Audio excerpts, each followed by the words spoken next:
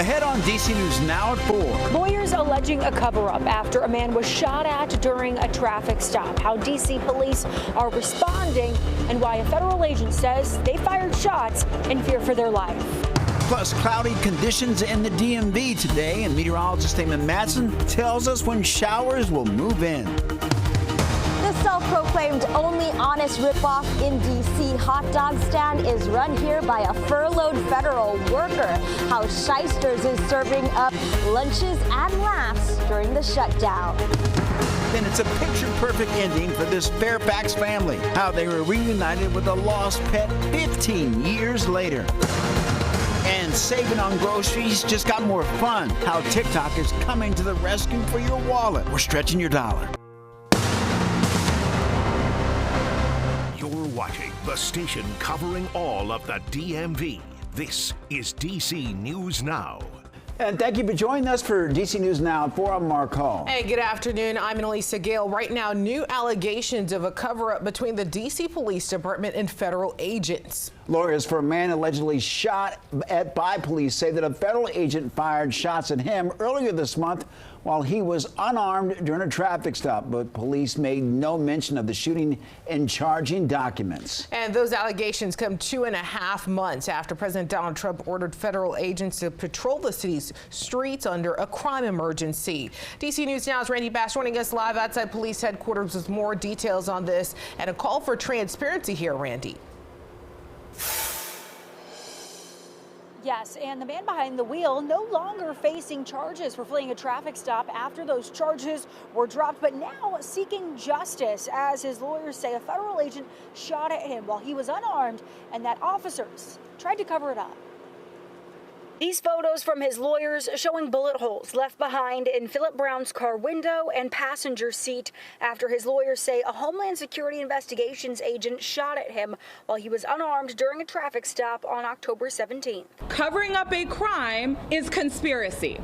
It is also accessory after the fact. Our client was lucky to survive, and the next person may not be. Charging documents for Brown, a 33-year-old black man, described the traffic stop during a collaborative enforcement effort between D.C. police and federal agencies, saying the white Dodge SUV he was driving along Benning Road didn't have a front plate and had dark tint on the windows, alleging that when officers and agents tried to pull him over, he revved the engine, drove toward officers standing nearby, and hit the car in front of him before he was taken into custody. Today, a DHS spokesperson telling DC News Now the suspect drove toward an officer and an agent in, quote, a deliberate attempt to run them down.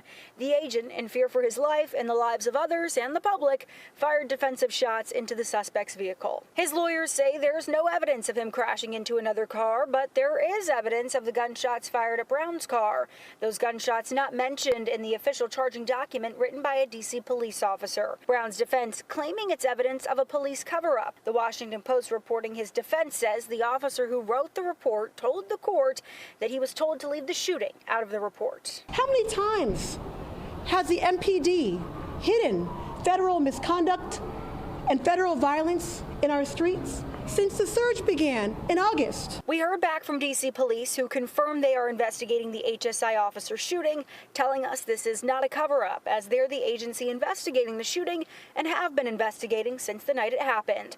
They tell us the case will be independently reviewed by the United States Attorney's Office. MPD has stated in this case that they're going to conduct an internal investigation into this incident. What does an internal investigation mean when the shooter is external? When the shooter is the feds? Now, the D.C. Police Department tells us the footage from this body-worn camera footage from this shooting involving a federal agent has not been released to attorneys because there is no longer a criminal investigation associated with this case after the charges against Mr. Brown were dropped. The footage may be released at a later time if it becomes evidence or discovery in another civil or criminal case. In Northwest, I'm Randy Bass, DC News Now. Randy, thank you. And Hurricane Melissa right now making landfall today in Jamaica. This is a live look at the island right now. There you can see the ocean really choppy there. The Category 5 hurricane hitting with winds of up to 185 miles per hour. All right, let's head over to meteorologist Damon Matson with a check on the storm for us. Damon, Melissa hit right around noontime. Is it on its way out? Yeah, it's slowly but surely crossing the island of Jamaica. It was moving at a decent enough speed that it should be back over the open water here by tonight. But yeah, it did make landfall right around 1 o'clock Eastern on the island of Jamaica there. Here is that landfall. And again, this was an extremely powerful hurricane, one of the strongest ever recorded upon landfall, with wind speeds up to 185 miles per hour. This is going to be one of the top 5 strongest hurricanes ever in the Atlantic Ocean, and it is the strongest hurricane to ever hit the island of Jamaica. Now, it's interesting, these storms, they're so powerful, but they're so sensitive when they run into land and have changes to their overall environment. Because this hurricane has moved over the island, look at that. The eye is completely gone, but the structure is still intact. This is still a very powerful storm, despite the disruption to that eye in the center there. Now, it has dropped down technically to Category 4 strength.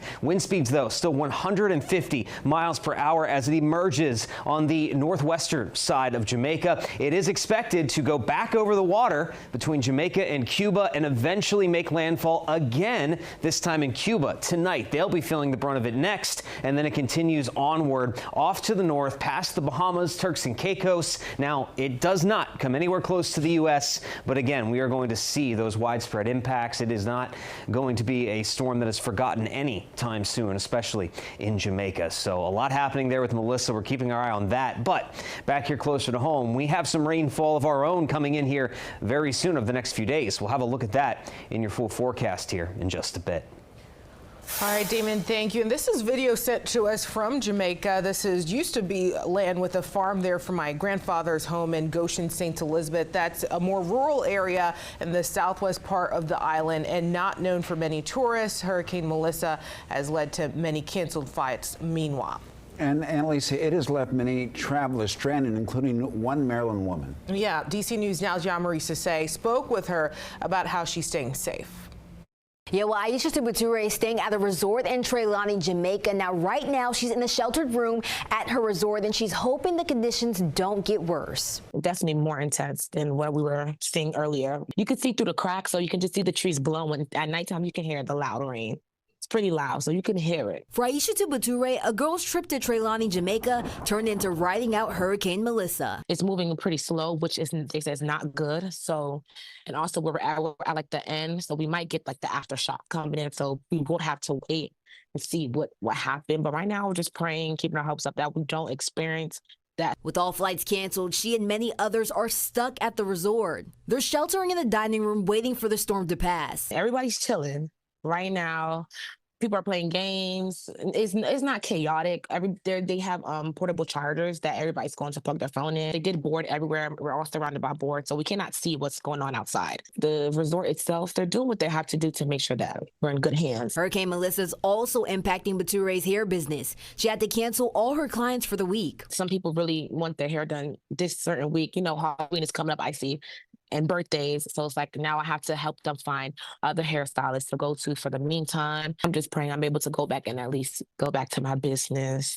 She says conditions where she is aren't as bad as other parts of the island like Kingston, but her main focus is making it home safely. Like the way the hurricane is moving, we don't know what's going to happen. So I'm not nervous. Just want to make it back home safe. That's all. Now she's being told flights will resume on Thursday. Reporting in the studio, I'm Yamari Sase, DC News Now. Yamari, thank you. And the government shutdown continues for day 28. Now, a federal judge in San Francisco is indefinitely barring the Trump administration from firing federal employees during the shutdown. Yeah, this comes as the Senate voted again and failed again for the 13th time. Motion upon reconsideration is not agreed to. Meantime, air traffic controllers are bracing for their first missed paycheck today. And taking a live look at Reagan National, where if you're flying today, expect to see something new on your way to the gate. The air traffic controllers are handing out leaflets at airports nationwide, including at Reagan, to warn travelers about what they are calling a growing risk to air safety. DC News Now's Haley Milon spoke to union leaders who are calling on Congress now to end this shutdown. Today, off-duty air traffic controllers are passing out these pamphlets. Their message to flyers is twofold: that their family's livelihood shouldn't be political pawns in this shutdown, and that this shutdown is putting flyers and crews at risk. Thousands of air traffic controllers are missing their Monday paychecks as the government shutdown drags on. Air traffic controllers union president Nick Daniels says the mental toll is showing up on the job and in the skies. Hundreds of them are already working second jobs. They're getting waiter jobs. They're working for Uber. They're running for DoorDash or Instacart. He says stress and distraction are now part of the daily routine. They make thousands of decisions a day, and now they're getting on break and making a phone call to their mortgage company. They're making a phone call home to their kids saying, hey, we need to make sure that we keep these last few dollars so we can eat again tomorrow. That's no way that an air traffic controller or any American should be treated. Transportation Secretary Sean Duffy confirmed that controllers are calling out sick to work those side jobs, triggering 22 stoppages at airports on Saturday alone and delaying thousands of flights nationwide. The system already short 1,800 controllers. Now those left are sprinting to keep up with one of the busiest airspaces in the world. These air traffic controllers are contending with the lowest staff system in history, with the most unreliable equipment we've ever seen. Union leaders warn that the FAA has even stopped issuing airworthiness directives. That's the mandatory safety fixes that keep aircraft in compliance, eliminating a critical layer of oversight. So is it safe to fly? Yes. Is tomorrow going to be less safe than today? Absolutely. And I asked union leaders whether they have a mechanism to distribute funds collected via dues to provide to members in the event of a work stoppage like this. They said they can afford to take someone to dinner. They don't have those kind of coffers. At Reagan National Airport, I'm Haley Milon. Back to you. And for continuing coverage, resources, and to see how local officials are responding, head to our website at dcnewsnow.com.